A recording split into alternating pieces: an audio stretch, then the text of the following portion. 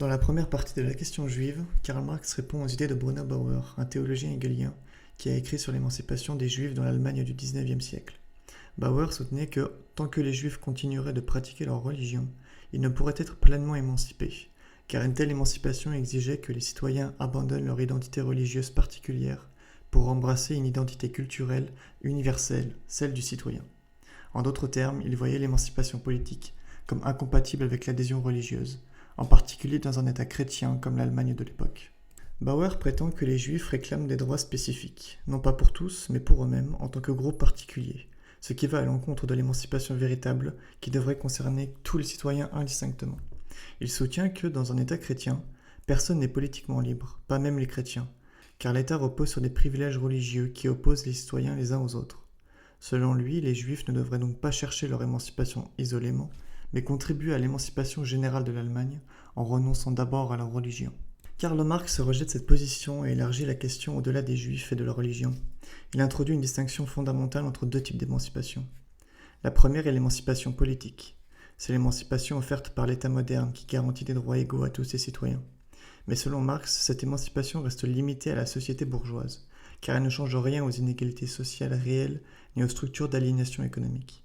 L'État moderne libéral ne fait qu'accorder des droits civiques abstraits tout en maintenant les distinctions économiques et sociales dans la sphère privée.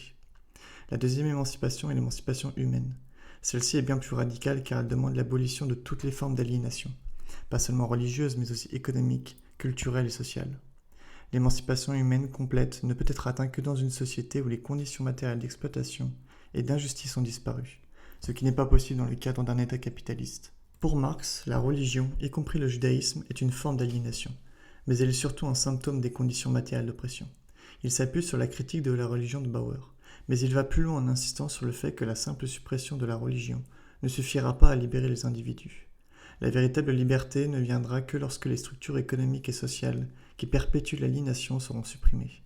Ainsi, la suppression de la religion n'est qu'une étape vers une émancipation plus profonde. Marx critique également Bauer pour son approche théologique du problème.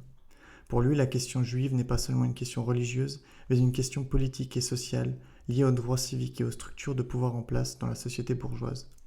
En fait, l'État moderne libéral, en accordant des droits politiques tout en maintenant la propriété privée et d'autres formes d'inégalité, ne fait que renforcer l'aliénation de ses citoyens. Marx élargit sa critique pour traiter du rôle de la religion dans la société bourgeoise. Il affirme que le judaïsme, avec son accent sur les affaires et le commerce, incarne parfaitement l'esprit du capitalisme moderne. Selon lui, l'émancipation politique des Juifs ou de tout autre groupe religieux ou social ne changera pas fondamentalement leur situation tant que les bases économiques et sociales de l'oppression resteront intactes. Marx écrit que le Dieu des Juifs est l'argent. Et dans la société capitaliste moderne, l'argent est devenu la véritable force religieuse qui régit la vie de chacun, indépendamment de son appartenance religieuse. Il dit, je cite, « La nationalité chimérique du Juif est la nationalité du commerçant, de l'homme d'argent. » Marx souligne que le judaïsme, dans ses pratiques commerciales et ses rapports à l'argent, est devenu l'essence de la société bourgeoise. Cette observation est une métaphore pour démontrer que dans le capitalisme, les valeurs religieuses et économiques sont interconnectées. Le culte de l'argent et de la propriété privée n'est pas seulement un trait spécifique aux Juifs, mais un trait universel du monde capitalisme moderne. En ce sens, l'émancipation humaine exige non seulement la fin de l'oppression religieuse, mais aussi l'abolition des structures économiques du capitalisme qui aliènent tous les individus. Marx explore enfin les contradictions de l'État moderne en relation avec la religion. Même dans un État laïque qui se dit séparé de la religion, comme dans certains États d'Amérique du Nord, la religion continue d'exister sous des formes privées. Ainsi, l'État moderne peut bien se libérer de la religion en tant qu'institution officielle, mais il laisse subsister la religion comme une affaire privée. Cela signifie que l'aliénation religieuse persiste, car les individus continuent d'être aliénés dans leur vie quotidienne par les conditions matérielles de la société bourgeoise. L'État moderne libéral, même s'il accorde des droits égaux, ne résout pas les problèmes fondamentaux de l'aliénation, car il sépare la sphère publique, où les citoyens sont égaux, de la sphère privée, où règne l'inégalité économique et l'aliénation. Par exemple, un individu peut jouir de droits spécifiques égaux dans l'État, mais rester aliéné par sa dépendance à la propriété privée, ou par son rôle dans le marché capitaliste. Ainsi, l'émancipation politique, bien qu'un progrès, est encore insuffisante pour l'émancipation humaine complète. Marx dit, je cite, « Toute émancipation n'est que la réduction du monde humain des rapports à l'homme lui-même. L'émancipation politique, c'est la réduction de l'homme d'une part aux membres de la société bourgeoise, à l'individu égoïste et indépendant, et d'autre part aux citoyens, à la personne morale. L'émancipation humaine n'est réalisée que lorsque l'homme a reconnu et organisé ses propres forces, comme force sociale, et ne sépare donc plus de lui la force sociale sous la forme de la force politique. Ainsi, pour Marx, la solution à la question juive et plus largement à l'aliénation humaine ne se trouve donc pas dans l'émancipation politique telle qu'elle est définie par l'État libéral moderne, mais dans une transformation radicale de la société. Cette transformation nécessite l'abolition de la religion, non seulement en tant que pratique culturelle, mais aussi en tant que symptôme des conditions économiques d'aliénation. Il appelle à une révolution qui abolirait non seulement l'État chrétien, mais toutes les structures de domination économique et sociale qui maintiennent les individus dans un état d'aliénation. Dans la deuxième partie, intitulée La capacité des Juifs et des chrétiens actuels de devenir libres, Karl Marx poursuit sa critique des idées de Bruno Bauer sur l'émancipation religieuse et politique des Juifs et des chrétiens. Bauer affirme que l'émancipation politique des Juifs ne peut être accomplie que par un rejet complet de la religion. Pour Bauer, la religion représente une barrière à la liberté, et donc les Juifs doivent non seulement se détacher de leur judaïsme, mais également renoncer à toute religion pour devenir véritablement libres. Bauer pose que les chrétiens sont, en théorie, plus proches de l'émancipation que les Juifs, car le christianisme est une religion qui est déjà sur le chemin de la dissolution. Un chrétien, selon Bauer, n'a qu'à dépasser sa religion, c'est-à-dire à la surmonter philosophiquement, pour atteindre la liberté. Ce processus consiste à dépasser les dogmes du christianisme et à embrasser la philosophie critique, qui représente pour lui une humanité libérée de sa religion. En revanche, le juif, selon Bauer, se trouve dans une position plus difficile. Il est non seulement nécessaire pour lui de rompre avec sa religion, mais également de se détacher d'une pratique religieuse qui, selon lui, est restée figée et n'a pas connu la même évolution que le christianisme. Toujours selon lui, le judaïsme est perçu comme une grossière critique religieuse du christianisme, ce qui rend son rejet plus complexe et moins avancé. Bauer insiste sur le fait que les juifs ne doivent pas simplement se convertir au christianisme, mais plutôt adhérer à une forme de christianisme dissous, c'est-à-dire à une version de la religion qui a déjà été transformée par la critique philosophique. Pour Bauer, cette forme de religion dissoute équivaut à l'humanité libérée. Ainsi, il ne s'agit pas pour les juifs de simplement adopter une autre religion, mais de rejeter la religion en général pour rejoindre une humanité affranchie de tout dogme religieux. Marx critique l'approche de Bauer en soulignant que ce dernier réduit la question de l'émancipation à une simple question religieuse. Bauer transforme l'émancipation des Juifs en une simple problématique philosophico-théologique, où la liberté ne peut être atteinte que par la négation de la religion. Marx voit cette perspective comme trop étroite car elle ignore les dimensions économiques et sociales de l'aliénation. Pour Marx, le véritable problème de l'émancipation des Juifs et des chrétiens n'est pas simplement de surmonter la religion, mais d'affronter les structures sociales et économiques qui produisent et entretiennent l'aliénation humaine. Il rejette l'idée que la critique religieuse suffise à libérer l'individu et met en avant l'importance des conditions matérielles. Marx critique aussi Bauer pour son approche abstraite et théologique de la question juive. Il propose d'examiner le juif réel, c'est-à-dire l'individu juif tel qu'il vit dans la société bourgeoise, plutôt que de se concentrer sur des aspects purement religieux.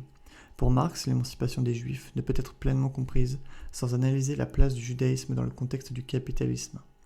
Il affirme que le judaïsme, dans sa forme moderne, représente l'esprit du capitalisme, en raison de son lien étroit avec le commerce et l'argent. Dans cette perspective, le judaïsme devient pour Marx une métaphore plus large de l'esprit capitaliste. Il décrit le judaïsme non comme une religion isolée, mais comme une forme d'organisation économique et sociale dont les caractéristiques principales, l'accumulation de richesses, le commerce et le culte de l'argent, sont devenus les piliers du capitalisme.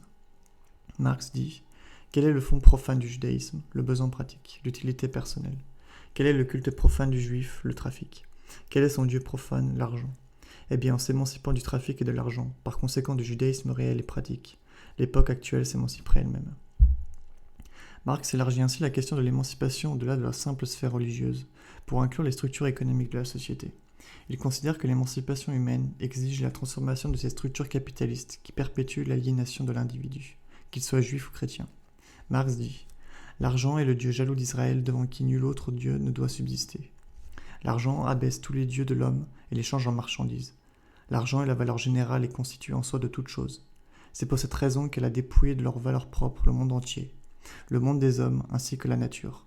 L'argent, c'est l'essence séparée de l'homme, de son travail, de son existence, et c'est cette essence étrangère le domine et il l'adore. » Ce commentaire peut paraître polémique ou réducteur, mais il ne s'agit pas pour Marx de stigmatiser les Juifs en tant que groupe. Au contraire, il utilise le judaïsme comme une figure symbolique pour illustrer comment les pratiques économiques liées à l'argent et au commerce, autrefois associées à une minorité, sont désormais les fondements même de la société bourgeoise. Marx montre ainsi que la société moderne a adopté des pratiques qui reflètent un modèle économique centré sur l'accumulation et la spéculation financière, valeur qu'il associe dans ce contexte au judaïsme. En élargissant la réflexion au-delà de la religion, Marx critique l'idée que l'émancipation des juifs peut être réalisée simplement en accordant des droits civiques ou en intégrant les juifs dans la société politique bourgeoise. Pour lui, cela ne ferait qu'intégrer les juifs dans un système déjà aliénant, qui ne les libérerait pas véritablement de leurs conditions d'oppression économique et sociale.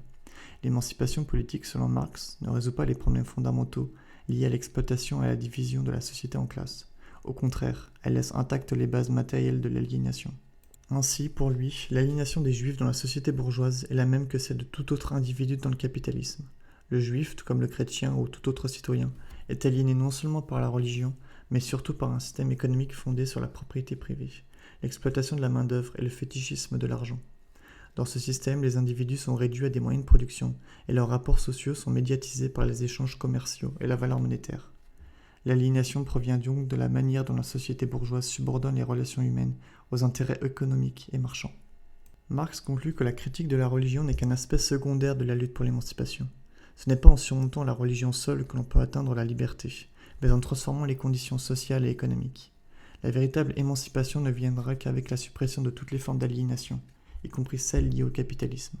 Pour Marx, l'émancipation politique, telle que proposée par Bauer, est donc insuffisante, car elle laisse intactes les bases matérielles de l'oppression humaine. Marx introduit ici une distinction importante. Alors que Bauer voit la religion comme la principale barrière à la liberté, Marx considère que la religion est un symptôme des conditions matérielles aliénantes.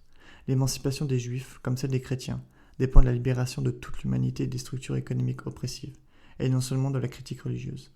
Marx dit « L'émancipation sociale du juif, c'est l'émancipation de la société du judaïsme ».